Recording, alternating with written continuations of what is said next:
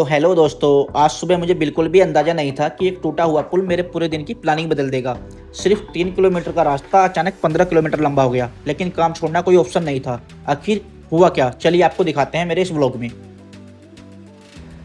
Good morning दोस्तों, तो स्वागत है आपका मेरे 90 डे चैलेंज के डे 10 में। तो चलिए आज का व्लॉग शुरू करते हैं। दोस्तों, जब सुबह मेरी आँख खुली तो बाहर लगातार बारिश हो रही थी, लेकिन काम तो काम होता है। आज मेरे 4 सैंपल कलेक्शन पहले से बुक थे। उनमें से एक सैंपल खाली पेट लेना था और उसी मरीज का खाना खाने के 2 घंटे बाद फिर दोबारा सैंपल लेना था। इसलिए चाहे मौसम जैसा भी हो, निकलना तो था। दोस्तों, मैंने अपना रेनकोट निकाला और उसको पहन लिया, क्योंकि बारिश बाहर बहुत तेज़ हो रही थी। तो दोस्तों, सबसे पहले चलते हैं हम अपने सेंटर पर, क्योंकि मुझे वहाँ से थोड़ा सामान उठाना था कलेक्शन के लिए।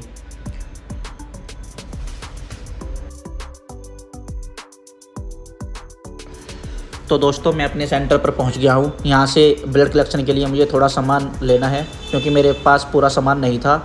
मुझे 4 कलेक्शन करनी थी, तो 4 लोगों के लिए उतना सामान मेरे पास नहीं था। इसलिए मैं सबसे पहले सेंटर पर आया और सेंटर ओपन किया। दोस्तों, सेंटर हमने अपना ओपन कर दिया है और अभी तक यहाँ पे मौसम बहुत ही ज़्यादा ख़राब हो रखा है।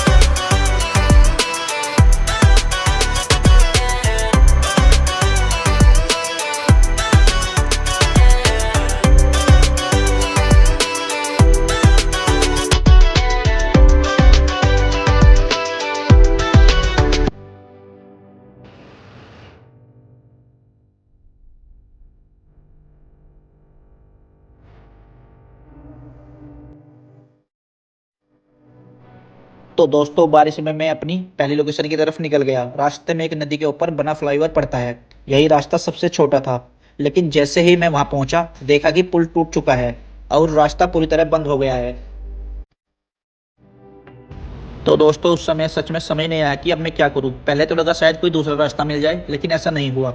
आखिर मुझे वापस लौटना पड़ा और लगभग 15 किलोमीटर का बड़ा चक्कर लगाकर जाना पड़ा, सिर्फ 3 किलोमीटर की जगह 15 किलोमीटर। मौसम भी खराब था और समय भी निकल रहा था, लेकिन मरीज इंतजार कर रहे थे, इसलिए रुकने का सवाल ही नहीं था। इसलिए मैं अपनी मंजिल की तरफ निकल पड़ा।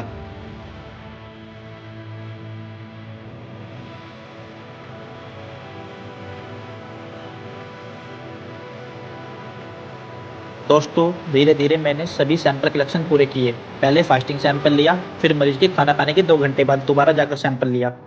लगभग 12 बजे तक मेरा पूरा कलेक्शन का काम खत्म हो गया। बारिश तब भी लगातार जारी थी। पूरा दिन ऐसा लग रहा था जैसे आसमान रुकने का नाम ही नहीं ले रहा। दोस्तों, मेरे कलेक्शन का काम पूरा हो गया है, तो अब मैं घर के लिए जा रहा हूँ। दोस्तों, मैं घर आ गया हूँ और घर पर आकर देखा तो आरू ब्रश कर रही है। शायद उसने सुबह नहीं किया होगा। आहा। बताओ कौन? आहा, कौन है? गांधी। तुझे कैसे पता ये गांधी है?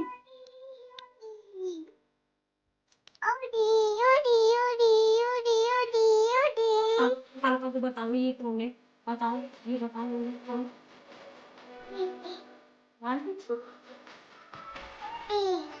आप बताओ।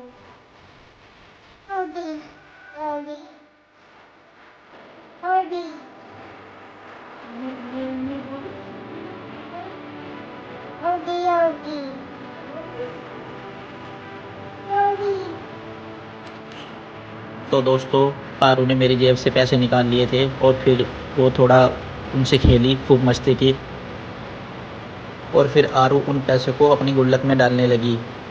आरू से गुल्लक में पैसे डल नहीं रहे थे, वो बार बार कोशिश कर रही थी, आप देख सकते हैं, लेकिन उससे पैसे डल नहीं पा रहे थे। काफ़ी कोशिश करने के बाद आरू गुल्लक में पैसे नहीं डाल पाई। कभी वो उनको सीधा कर रही थी, कभी मोड़ रही थी, आप देख सकते हैं गाइस, पर आरू से पैसे डल नहीं पा रहे हैं। दोस्तों, अब खाना बनकर तैयार हो गया है, तो अब खाना खाते हैं। काफ़ी मस्ती आरू के साथ हमने कर ली है।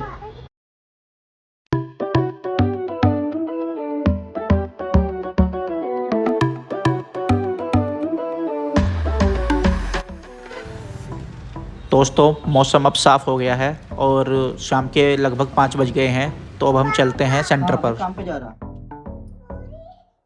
रात को आऊंगा रात को। हाँ आ जाओ आ जाओ आ जाओ आ जाओ। चलो मैं रात को आऊंगा, काम पे जा रहा हूँ। क्या बात है बताओ, क्या बात है। दोस्तों जैसे ही मैं शाम को काम पर फिर से वापस जाने लगा तो आरू एकदम मेरे पास आ गई और मेरे पैरों को पकड़ लिया और मुझे जाने नहीं दे रही है। वो भी मेरे साथ जाना चाह रही है। मैं काफ़ी कोशिश कर रहा हूँ कि बेटा नहीं आप रुक जाओ, पर वो मान ही नहीं रही है। काफ़ी टाइम कोशिश करने के बाद आरू को घर पर छोड़कर मैं लैब आ गया।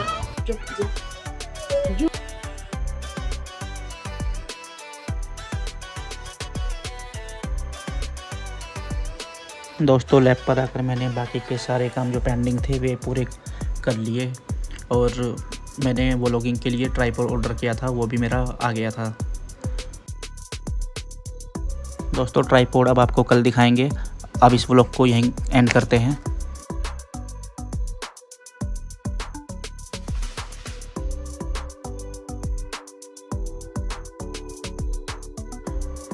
दोस्तों आज का दिन मुझे एक बात सिखा कर गया कि रास्ते में चाहे कितनी भी रुकावटें आए, अगर हिम्मत नहीं छोड़ते तो मंजिल तक पहुंचना संभव है। अगर आपको आज का रियल लाइफ व्लॉग पसंद आया तो वीडियो को लाइक करें, चैनल को सब्सक्राइब करें और 90 डे चैलेंज में मेरे साथ जुड़े रहे। मिलते हैं कल एक नई वीडियो और नई कहानी के साथ। तब तक के लिए राधे राधे।